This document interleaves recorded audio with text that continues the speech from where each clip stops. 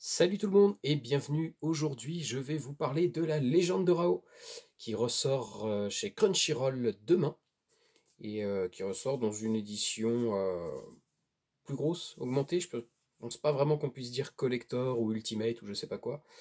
Mais on va en parler. On va en parler. La légende de Rao chez Crunchyroll, ça sort donc demain et on en parle tout de suite. Sur une terre dévastée, l'école du Hokuto Shinken est à l'apogée de sa puissance. Confiant en la force qu'il a reçue du ciel, un homme avance droit devant lui sans jamais laisser le moindre regret infléchir sa volonté. Son nom est Rao. Découvrez la jeunesse de Rao et tout ce que vous avez toujours voulu savoir sur le plus grand conquérant de l'histoire du Hokuto. Eh bien ça, les enfants, c'est le synopsis que nous est proposé par Crunchyroll pour la légende de Rao. Mais la légende de Rao, qu'est-ce que c'est? Eh bien tout simplement c'est un spin-off de Hokuto no Ken, donc le légendaire manga de Tetsuhara et Buronson, qui était sorti dans les années 80 et qui a été réédité plusieurs fois en France, comme on l'a vu dans la précédente vidéo que j'avais fait par exemple. Et donc ce qu'il faut comprendre c'est que la légende de Rao, donc c'est un spin-off en 5 tomes à la base, qui sort en 2008 pour les 25 ans de la licence en fait, qui est en lien aussi pas mal avec les films qui avaient été faits à cette époque. Les films animés bien entendu, et les spin-offs également, puisque le manga a été adapté aussi en mini-série animée.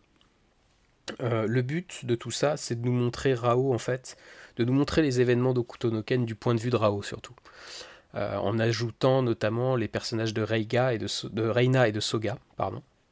C'est des ajouts très intéressants, je trouve, même si le fait de lui ajouter en quelque sorte des amis d'enfance, bah, ça, pour moi, ça casse un tout petit peu le personnage qu'on avait dans le manga Hokuto no Ken, que je voyais vraiment tout seul en fait. Et le fait qu'il soit tout seul, pour moi, était un peu sa tragédie. Et je trouve que le fait de lui donner des amis d'enfance, certes, ça lui. C'est dans le but de montrer qu'il a un cœur quand même, finalement. Mais je trouve que ça atténue un petit peu le personnage et du coup, ça le rend encore plus. Peut-être pas encore plus méchant, mais moi, Rao, déjà de base, je sais que c'est un peu à contre-courant des fans de Hokuto no Ken. Rao, c'est pas un personnage que j'apprécie énormément. Alors, ok, il a énormément de charisme, etc. C'est un excellent personnage, hein. Ça, c'est pas à remettre en question. Mais j'ai beaucoup de mal à comprendre qu'on puisse aimer ce personnage à ce point et, et qu'on puisse l'admirer, en fait, à ce point surtout. Parce qu'on peut l'aimer, parce que c'est un très très bon antagoniste, etc. Mais pour moi, ça reste quand même un gros fils de pute, faut le dire, hein. C'est un conquérant, c'est un dictateur.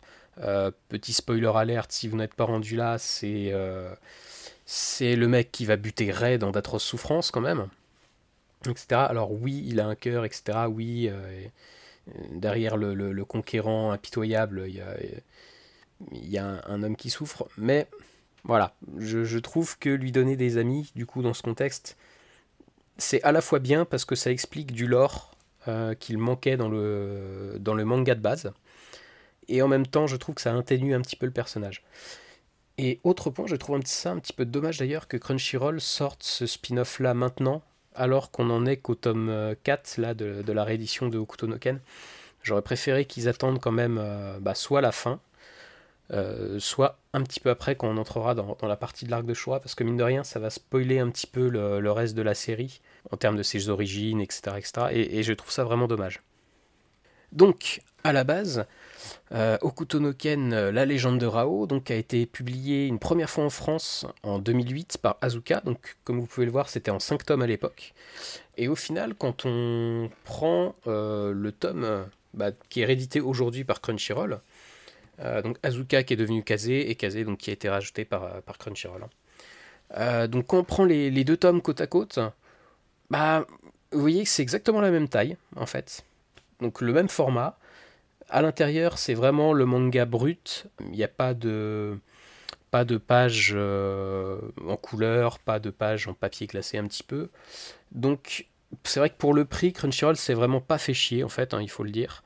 Là, ce qu'on a dans ce tome 1, donc à la différence de 2008, donc qui était en 5 tomes, là ça sera en seulement 3 tomes. Et ce tome 1 reprend le tome 1 de l'édition basique, plus la moitié du tome 2 à peu près, parce que ça s'arrête à la page 96 du tome 2, là j'ai regardé tout à l'heure. Donc voilà, même format, un peu plus de pages évidemment, puisque c'est une série en 5 tomes condensée en 3 tomes, mais pas d'effort particulier, il y a juste vraiment la cover qui change, hein, une cover un peu plus minimaliste, peut-être un peu plus moderne, je sais pas. Moi j'ai préférence quand même j'ai tendance plutôt à préférer les covers des 5 premiers. Bon, après voilà, ça reste dans la charte graphique en fait de ce qu'ils ont fait pour Hokuto no Ken, qui est donc aligné sur l'édition japonaise, hein, l'édition ultime japonaise. Donc pourquoi pas. Donc que ça soit sur la cover ou même sur la tranche, hein, vous voyez, c'est le même format que Hokuto no Ken, avec le même lettrage, etc. Donc de ce côté-là, dans une bibliothèque, ça va rendre plutôt bien. Après, toujours pour comparer avec, avec l'édition d'Azuka de 2008, donc il y a 15 ans déjà, à la traduction, on retrouve la même personne, hein, Julien Pouly, et au final on retrouve une traduction qui a quand même été modifiée, hein, comme vous pouvez voir par exemple ici, mais qui reste essentiellement, essentiellement la même en fait. Hein, c'est le sens ne change pas réellement, c'est voilà, plus la tournure des phrases qui va être peut-être un peu plus ajustée. Donc là sur l'image, à droite, vous avez donc la version d'Azuka et à gauche la version de Crunchyroll. Voilà, donc vous voyez, ça change pas énormément le sens. Après, niveau qualité de papier, ce qu'on peut ajouter, c'est que quand même, je trouve la qualité de papier là, de Crunchyroll meilleure que ce qui avait été fait sur Azuka à l'époque. Alors après, c'est pas non plus une qualité de papier incroyable, hein, surtout pour 15 euros. Mais bon, c'est déjà un petit peu moins transparent. De là à dire que c'est meilleur que sur Hokuto no Ken, peut-être pas. Mais ça doit être à peu près équivalent, je pense. Après, ce qui change avec l'édition d'Hokuto no Ken, ça va être la cover, la texture de la cover, qui est un peu plus lisse, mais qui m'a l'air un peu plus quand même solide. Contrairement à Hokuto no Ken, qui est un petit peu granuleuse, on va dire, au toucher, et qui peut paraître un peu plus fragile. Sinon, en termes de dessin, donc là, la légende de Rao, ça a été confié à l'époque à Yuko Osada. Et au niveau du scénario, c'est toujours supervisé par Tetsuo Ara et Buronson. Mais au niveau dessin, c'est vrai que quand on est habitué au Kutonoken, là on passe quand même sur vraiment un autre style. Bon, personnellement, c'est pas un style que j'aime beaucoup. Alors attention, hein, ne me faites pas dire ce que j'ai pas dit, je dis pas que c'est moche, hein, bien entendu, c'est juste que voilà, c'est un style qui est un peu plus dans le style des mangaka en fait de cette époque, hein, 2000-2010.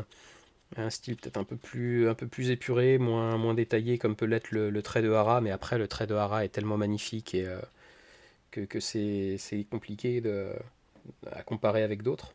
Donc voilà, après moi personnellement en termes de spin-off, je préfère largement celui sur Toki de Yuka Nagate, et qui a un trait vraiment magnifique je trouve.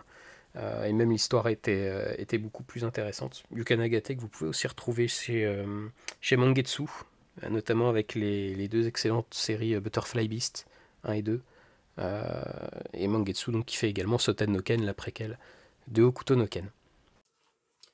Alors, est-ce que cette édition de la Légende de Rao par Crunchyroll vaut le coup? Euh, j'ai envie de vous dire oui, si vous n'avez pas les éditions d'Azuka, qui avaient donc été sorties en 2008, au sens où, en termes de taille, on est exactement sur la même chose, hein, comme on a pu le voir. Ce qui est intéressant, c'est de retrouver du coup la même charte graphique que sur l'édition d'Hokuto no Ken. Après, si vous avez déjà les éditions d'Azuka, non, c'est pas vraiment intéressant. Vous avez déjà l'essentiel, c'est la même taille. À la limite, la qualité du papier est meilleure dans celle-ci. Il y a une nouvelle traduction. Pour ceux, par contre, qui ne l'ont pas, oui, c'est intéressant, parce que du coup, c'est réédité en 3 tomes. Comme on l'a dit tout à l'heure, voilà, il y a l'équivalent d'un tome et demi. Donc, en 3 tomes, ça reste vite fait. Est-ce que ça vaut 15 euros? Peut-être pas. Pour un tome et demi, je pense qu'on aurait pu être plus facilement sur du allez, 10-12 euros au maximum, quoi. 15 euros, ça fait quand même un petit peu cher, sachant que voilà, il n'y a pas de. C'est vraiment le manga brut, quoi. Il y a pas de page couleur ou de page en papier glacé, etc. Donc pour 15 euros, c'est quand même un petit peu dommage. Après, voilà, l'édition d'Azuka date de 2008, ça n'est pas forcément simple à trouver en occasion, donc c'était bien qu'ils la ressortent. J'espère qu'ils ressortiront surtout le manga sur Toki, qui pour moi est beaucoup plus qualitatif en termes d'histoire et surtout en termes de dessin. Mais après, ça c'est une appréciation totalement personnelle. Donc voilà, si vous avez déjà l'édition d'Azuka, bah non, c'est pas forcément nécessaire de la racheter, à moins que vous soyez collectionneur comme moi. Si vous ne l'avez pas et que vous voulez découvrir la légende de Rao, oui, là, du coup, c'est très intéressant. Voilà ce qu'on peut en dire. J'en profite pour vous souhaiter une bonne année 2023 et à la prochaine.